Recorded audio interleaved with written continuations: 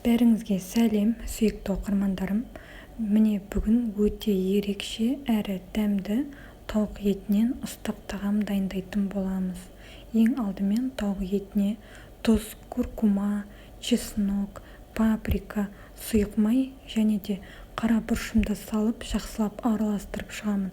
Содан соң 1 сағат көлемінде тоңазытқышқа қалдырамын. Дайын болған соң қызып тұрған пеште пісіріп аламыз. Содан соң қамырын дайындап аламыз. Ол үшін ұнымызға қант, тұз және де қопсытқышымызды салып жақсылап араластырып аламыз. Содан соң бөлек ыдысымызға қаймақ, жұмыртқа және де сұйық майымды құйып жақсылап араластырып аламын. Және де өте жұмсақ қамыр илеп дайындап аламыз. Илеп дайындап алған қамырымыздың үстін пищевой пленкамен жауып 15 минут тындыруға қоятын боламыз.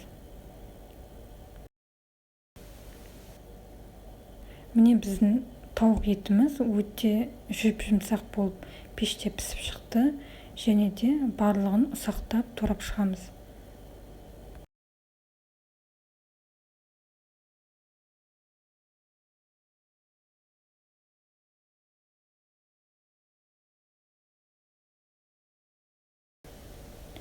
Турап дайындап алған тауық етіне мен алдын ала картоптан пюре дайындап алдым. Соны аз-аздан сала отырып, осылай араластырып аламын.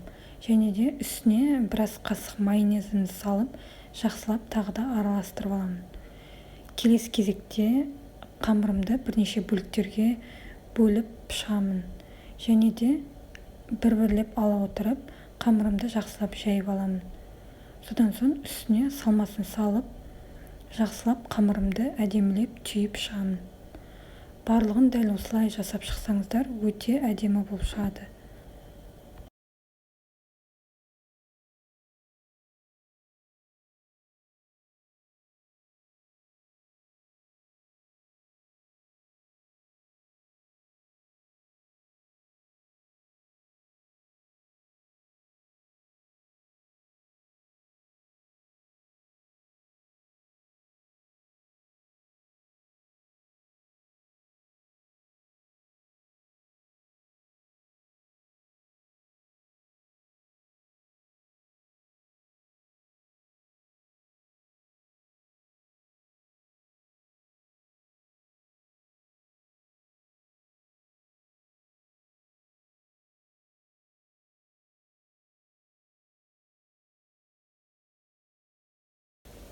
Міне барлығын әдемілеп дайындап алдым, және де барлығын қалыпқа орналастырып, үстіне жұмыртқаның сарыуызын жағып шығамын. Және де үстіне кунжутты сеуіп, қызып тұрған пеште 180 градуста 30-35 минут пісіріп аламыз.